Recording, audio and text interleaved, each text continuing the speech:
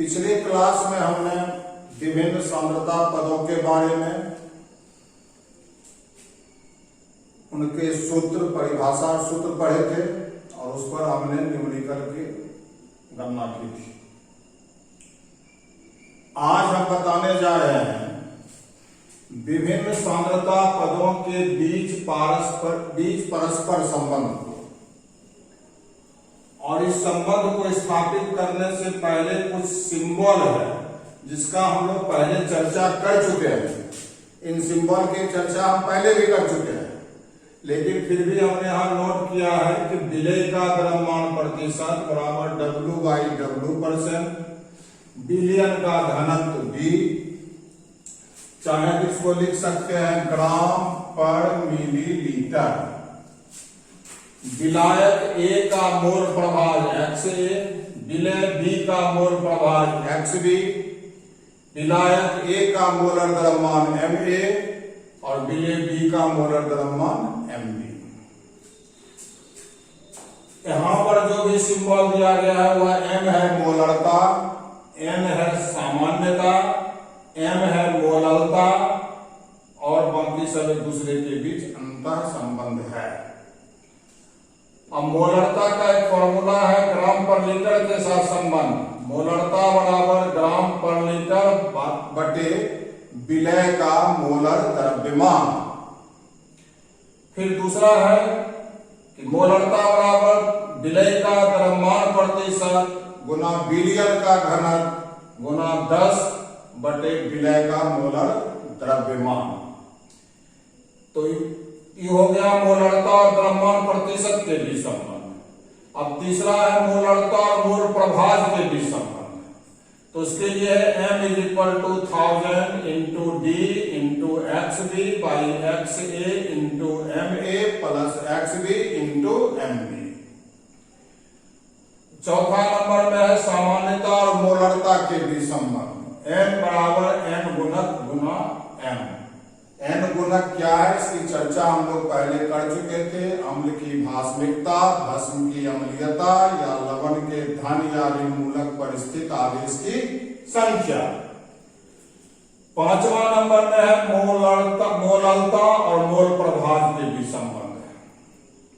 M बराबर XB × 1000/1 - XB × MA। हमने पढ़ा था 1 - XB बराबर XA होता है, इसलिए XB/XA × 1000/MA। यह संबंध किसी भी बिलियन के लिए लागू होती है, किंतु जलीय बिलियन के लिए XB = M/, जलीय बिलियन के लिए क्या हो जाएगा, XB = M/M + 55.55। अब यह 55.55 कहां से आया, तो 1 kg जल जब विलायक के रूप में रहेगा, यानी 1000 ग्राम जल 18 से भाग देने के बाद आता है 55.55, यानी यह हो गया जल के मोल की संख्या, और M से निकलेगा विलेय के मोल की संख्या। यहां भी M हो गया विलेय के मोल की संख्या। मोललता बतलाएगा 1 kg जल में घुले हुए विलेय के मोल की संख्या। तो M से विलेय के मोल की संख्या और 1 kg वाटर का हो गया 55.55 मोल। अब 7वां नंबर में है मोललता और मोलरता के बीच संबंध। M यानी मोललता बराबर 1000 गुना मोलरता बटे 1000 गुना घनत्व माइनस मोलरता गुना विलेय का मोलर द्रव्यमान। 8वां नंबर में है मोलरता और द्रव्यमान प्रतिशत के बीच संबंध। मोलरता बराबर विलेय का द्रव्यमान प्रतिशत गुना 1000 बटे विलेय का मोलर द्रव्यमान गुना 100 घटा W/W%। तो इस तरह से विभिन्न सांद्रता पदों के बीच पारस्परिक संबंध को हमने विभिन्न सूत्रों द्वारा दर्शाया। अब इस पर हम 1-2 प्रॉब्लम देखेंगे, न्यूमेरिकल प्रॉब्लम देखेंगे उसको हम लोग देख लेंगे, तब आगे क्या काम करेंगे। अब एक प्रॉब्लम हमने लिया है कि 4 ग्राम प्रति लीटर वाले NaOH विलयन की मोलरता ज्ञात करें। तो सॉल्यूशन इसका क्या होगा, तो पहले हम लोग निकालेंगे NaOH का मोलर द्रव्यमान, जिसको सांकेतिक रूप में हम Mb लिखते हैं। 23 + 16 + 1 ये हो जाएगा 40 ग्राम पर मोल। M = फॉर्मूला हमने बतलाया ग्राम पर लीटर बाई MB। तो ग्राम पर लीटर कितना दिया हुआ है, 4। अब मोलर द्रव्यमान होगा 40, यानी 1/10, और चाहें तो इसको लिख सकते हैं M/10। यही आंसर होगा। ग्राम पर लीटर में सांद्रण दिया हुआ, मोलरता निकालनी थी। सूत्र है मोलरता बराबर ग्राम पर लीटर बटे मोलर द्रव्यमान। मोलर द्रव्यमान हमने सूत्र की सहायता से निकाल लिया, और दोनों का मान रखने के बाद आंसर आता है, मोलरता आती है 1/10, जिसको हम चाहें तो M/10 भी लिख सकते हैं। अब दूसरा क्वेश्चन है 1.8 ग्राम प्रति मिलीलीटर घनत्व वाले H2SO4 विलयन की मोलरता 18 ml। इसकी मोलरता ज्ञात करें। तो इसमें सॉल्यूशन में क्या हो जाएगा, इसमें तो घनत्व दिया हुआ है कितना, 1.8 ग्राम पर मिलीलीटर। मोलरता दी हुई है 18। अब मोलरता हमको निकालनी है। H2SO4 का मोलर द्रव्यमान हो जाएगा 2 × 1 + 32, सल्फर का 32, अब 4 ऑक्सीजन का +4 × 60, ये हो जाएगा 2 + 32 + 64 = 98 ग्राम पर मोल।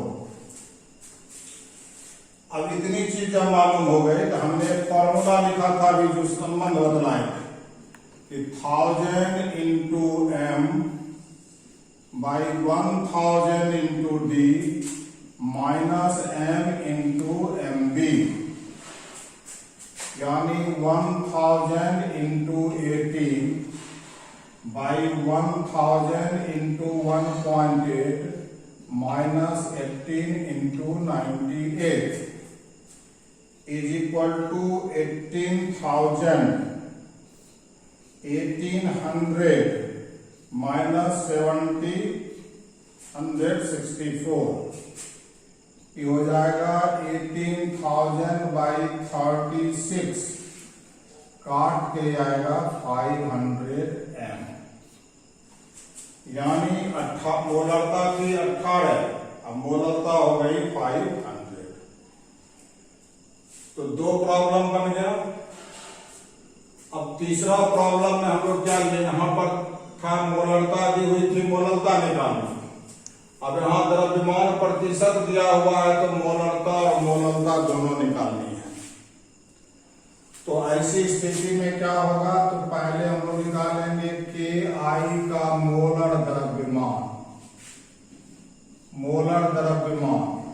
KI विलय यानी MB हो गया, MB 39, आयोडीन का 127, तो दोनों को जोड़ हो जाएगा 166। डी दिया हुआ है 1.202 ग्राम पर मिलीलीटर। W/W % दिया हुआ है 20%। तो हमने एक फॉर्मूला पढ़ा था मोलरता के लिए, मोलरता is equal to W/W % into D into 10/MB। तो 20 इंटू 1.202 इंटू 10 बाई 166। ये भाग दे के आता है, इसका भाग देने के बाद ये आता है इतना m, 1.45 m। अब एक फॉर्मूला है कि मोलरता मालूम है तो मोलरता निकालनी है, और दूसरा फॉर्मूला है कि हम डायरेक्ट इसको बना सकते हैं। फिर उसी तरह से क्या होगा यहां पर,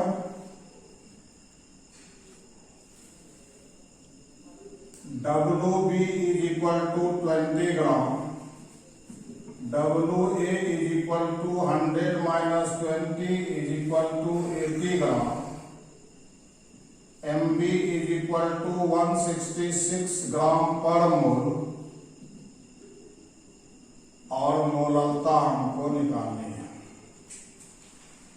तो मोललता is equal to WB by MB into 1000 by WA।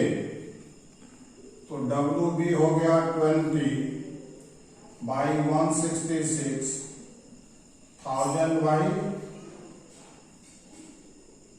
80। इसको सॉल्व करने के बाद 1.5 m आता है। तो डायरेक्ट हम ऐसे बना सकते हैं, या दूसरा तरीका था कि जो फॉर्मूला हमने पढ़ा था कि 1000 into m by 1000 into D minus m into MB।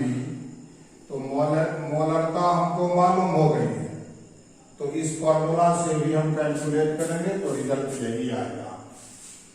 तो अभी हमने अलग अलग तरीके से संबंध, जो एक सांद्रता पद दिया हुआ था, दूसरे सांद्रता पद की गणना करनी थी, इसके बारे में हमने 3 अलग अलग न्यूमेरिकल बतलाया। अब हम आगे कुछ जितनी चीज पढ़े हैं उस पर आधारित कुछ महत्वपूर्ण ऑब्जेक्टिव बताने जा रहे हैं। अब हमने यहाँ पर 4 ऑब्जेक्टिव प्रश्न दिया है। उसमें सबसे पहला है जो बहुत ही इंपॉर्टेंट क्वेश्चन है कंपटीशन के लिए भी, बोर्ड परीक्षा के लिए भी। निम्न में कौन सांद्रता पद ताप परिवर्तन से स्वतंत्र है? अब इसमें देखना पड़ेगा कि मोलरता है, तो मोलरता की परिभाषा है मोल प्रति लीटर। मोलरता की परिभाषा है मोल पर केजी। सामान्यता की परिभाषा है ग्राम इक्विवेलेंट पर लीटर, और फॉर्मलता की परिभाषा है ग्राम सूत्र द्रव्यमान प्रति लीटर। और हमने कहा था कि जिस सांद्रता पद में आयतन प्रयुक्त होता है उसका मान ताप परिवर्तन से परिवर्तित होता है। तो इस मोलरता में, सामान्यता में, फॉर्मलता में प्रति लीटर दिया हुआ है, जबकि मोलरता में प्रति केजी विलायक दिया हुआ है, इसलिए इसका आंसर क्या होगा? बी। मोलरता जो है सो आयतन से स्वतंत्र है, इसमें सिर्फ द्रव्यमान प्रयुक्त होता है, इसमें ताप परिवर्तन का इस पर कोई प्रभाव नहीं पड़ता है। अब दूसरा है 40% W/W घोल की मोलरता होगी। अब इसमें न्यूमेरिकल है, 4 को दिया हुआ है। अब इसका हिंट हम दे देते हैं कि बनेगा कैसे। सॉल्यूशन किसका? क्वेश्चन नंबर 2 का। तो ये हो जाएगा m इज इक्वल टू होता है W/W% into 1000 by MB into 100 minus W/W%।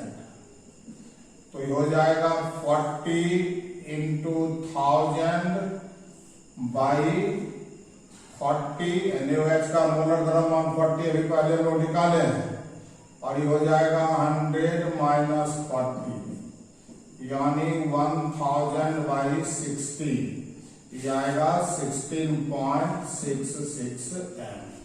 यानी इसमें भी आंसर क्या हो जाएगा? डी। अब तीसरा क्वेश्चन का सलूशन क्या होगा? तो तो 2m है, तो हमने पढ़ा था m is equal to n गुना q गुना m। तो H2SO4 के लिए या द्विभाषमिक अम्ल है, इसलिए स्मॉल n का मान 2 होगा। तो जितनी मोलरता दी हुई है उसकी 2 गुनी हो जाएगी सामान्यता, यानी n इज इक्वल टू हो जाएगा 2 into 2 is equal to 4n, यानी इसका भी आंसर क्या होगा, डी होगा। अब चौथा नंबर में कि जल, चीनी एवं नमक से बने विलयन को क्या कहते हैं, तो विषमांगी घोल या नहीं होगा, क्योंकि चीनी और नमक जल में पूरी तरह से विलय है। इस तीनों से बना हुआ यह क्या है, त्रिअंगी घोल है। 3 उस पदार्थ है, इसलिए इसको कहेंगे त्रिअंगी घोल। 2 पदार्थ से बने विलयन को कहा जाता है द्विअंगी विलयन। 4 पदार्थ से बने विलयन को कहा जाता है चतुअंगी विलयन। यहाँ पर 3 पदार्थ से बना हुआ विलयन है, इसलिए इसको कहा जाता है त्रिअंगी विलयन। अभी तक हम लोग यही 4 ऑब्जेक्टिव देखेंगे, बाकी और भी ऑब्जेक्टिव आगे होगा।